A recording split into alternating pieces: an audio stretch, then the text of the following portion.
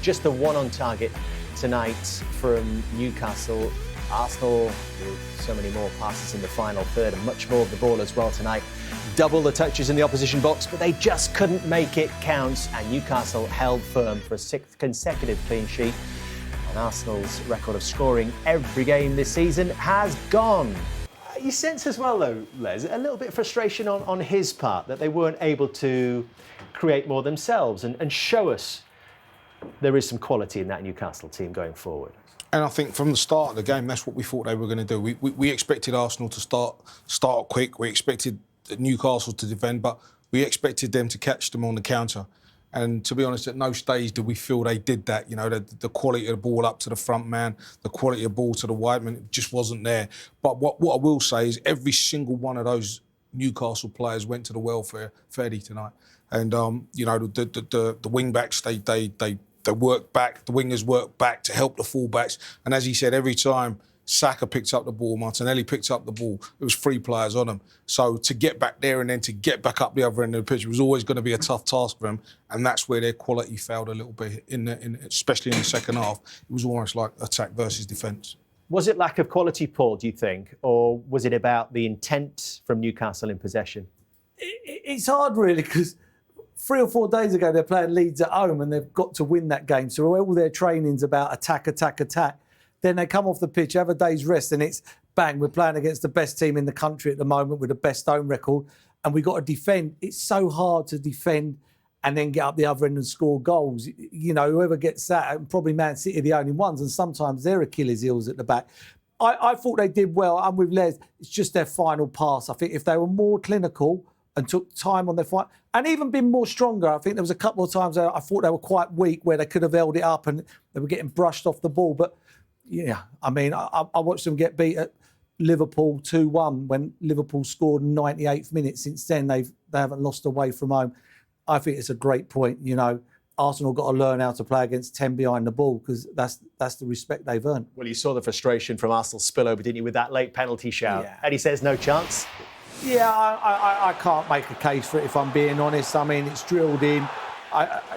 The lad's arm as well, Murphy's arm sort of behind him. I'd be disappointed if I've got that given against me, if I'm being honest. To be fair, I think Dan Burns' one is more of a penalty. Well, we'll come to that. What about this? To be fair, Nurse did shout for a penalty when it went in there. The whole stadium. I'm surprised VAR didn't hear him, do you know what I mean? But no chance of that being a penalty. There's no way he can move his arm to him. You know, I suppose the reaction from the players causes the reaction from the manager as well. Because it was more desperation, I think, than anything else, wasn't it? But this is what it's like to be a manager. So this is why you're a director of football, Les. Don't worry, I get frustrated like that up in the stand as well. But he said it was all fine on the touchline. There was the other penalty shout that you talked about, the one on Dan Burn. Stonewall. A little bit of a pull, you thought. In my opinion, Stonewall, he's got a complete and utter grab of his shirt. You can see his fist is clenched as well, and he is proper pulling that back. I mean, not enough according to Stockley Park. That's a foul anywhere else on the football pitch. Look at that. That is absolutely... we've seen people get booked tonight. 2 or 3 people getting booked for stopping people running away from the ball, pulling people back. For me, I thought that was a Stonewall. I don't understand how that is not clear and obvious. He's got hold of his shirt. Yeah. He stopped him attacking the ball. I mean, it's a clear-cut penalty.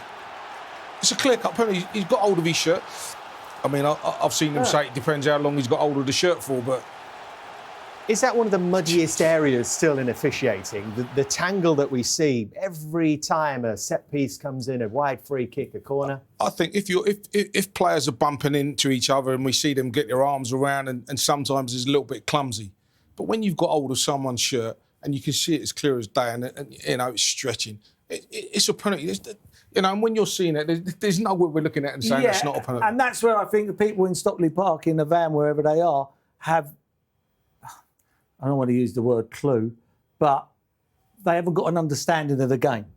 You know, that is, for me, is a penalty. There might be another game next week where someone just goes like that and grabs them, and then I can understand. But is that not part of the new remit under Howard Webb, where they want to be softly. They want not to re-referee football matches as much as they possibly can. Yeah, I can understand that, but as we say, that was so clear and obvious. He's clenched. His hands clenched with his shirt. For me, anywhere else on the football pitch, it is a free kick, and we see players get booked tonight for less than that. The question I'd ask there is, if he doesn't hold his shirt, does he get the header on the ball? Does Gabriel get the header on the ball? And I think he does. So if you're stopping him from getting that header on the ball, it's got to be a foul. It's got to be. Let's have another look at it, Les, and see if you can provide us the answer. Here you go, look. He's on the run. Look who heads the ball. Oh, all right, the goalkeeper punches, but he stops him from going and jumping. We saw the jump he did in the first half where he put the ball just wide of the goal. It's in the same position. He stopped him from attacking the ball. For me, that's a penalty. I can't see how that's not clear and obvious. That's what it came down to this game, didn't it? Those tiny moments. Gary Neville has joined us. Scandalous, the penalty decisions, Gary. First of all, the handball. Did you think it was? The one near the end? Yeah. I thought it would have been scandalous if it was given. Explain to Mikel Arteta why this is not a penalty. If Mikel Arteta had lost a game of football giving away a penalty like this, he would be absolutely fuming. You know, at the amount of times that I think I used to slide in and try and block crosses, and your arm has to be somewhere. You cannot have your arms by your side when you slide in to block a shot. You know, his arm's not up in the air. His arm's just in a position like that. I mean, that is not a penalty. Never in a million years is that a penalty. You go in like that to block a cross, your foot's there, your arm's there. It could hit you there, it could hit you there. It's never a penalty in a million years. That is not a penalty. Mikel Arteta would not want that given against Zinchenko or against Ben White or against Tomiyasu. He'd be fuming, so that's not a penalty. What about the Dan Burn tug on Gabriel? That one he's got a right to be annoyed with. What I think the problem is here is that under Howard Webb, the VAR officials have been told, light touch, don't get involved unless you really have to. They should have got involved here. You know, when it was enough there. Yeah, when you're pulling the shirt off someone's shoulder and you think about it, the actual the sponsorship logo on the front of the shirt is over the shoulder of the player. You've pulled the shirt off the back nearly there. So I said at the time, they're very lucky there, Newcastle. Very lucky. So you can understand his frustration overall. On the second one, yeah, the handball one at the end, you know, I think Eddie Howe was right to respond to that on the touchline because that was never a penalty. And I think that, to be fair, Arsenal were on the edge there. But, you know, it's fine. They wanted to win the game. The first one, I think they can be aggrieved. Do you think they had enough to win the game? They did enough to win the game? Not really. No. Pope made one great save in the second half from Nketiah, and that was a great save. Anything that goes through a defender's legs at an angle, it's a good save. Bar that, didn't really pepper the goal, didn't have a lot of shots. I thought they run out of ideas, if I'm being honest. I thought they made the wrong decisions too many times, wasn't patient enough. They got to get used to that. They've earned the right now for teams to come here. I mean, and this is a top 3 team. You wait till they go and play against the bottom 6 teams. Wow, they won't even come out from 40 yards out, you know, and they'll look for a set piece. But that's what you've got to do if you want to be a successful team. You know, I go to Stamford Bridge. You kick off at Stamford Bridge, teams just run back and sit in front of their goal. That's why Lukaku don't play for Chelsea anymore. There's no space behind, you know, and this is the problem. And Arsenal have earned that right. And that's why these successful teams like your Liverpools and your Man Cities, they find ways to break people down. But we could have been sitting here a lot different and waxing lyric where we'd have gone, Arsenal jumped out the traps. They could have scored after 2 or 3 minutes again. Then they would have run away with this game. They would have won 3 or 4. But they didn't get that early goal and they sort of run out of ideas, in my opinion.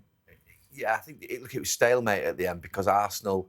The interesting thing was Vieira, I think he was £34 million. Mikel Arteta felt that if he brought him on, he would obviously have weakened his team to try and win that game tonight. So he hasn't got faith in his bench to improve the team that was out there. They do rely upon the perfect pass and the thread. They haven't got full-backs that deliver really good crosses. They haven't got a midfield player that switches play or puts a De Bruyne-style crosses. So they're always reliant upon those short bits of play around the box, which Newcastle, to be fair, defended so well and so resiliently and so compactly, made it really difficult for them. And they didn't have another plan off the bench. But what they've got has been working pretty well so look, far. To be fair, tonight, I think that plan tonight would have worked against probably maybe 10, 15 other teams in the league. They didn't play badly tonight, Arsenal. Newcastle just did really well in their defence. They were compact. They kept clean sheet after clean sheet. And Arsenal just ran out of ideas in this game. But I do think Mikel Arteta should have something more to call upon on the bench when you're trying to change the flow of a game at the end, and he will need to go into the transfer market. If Arsenal, because look, Arsenal are in the position whereby they can win the league here.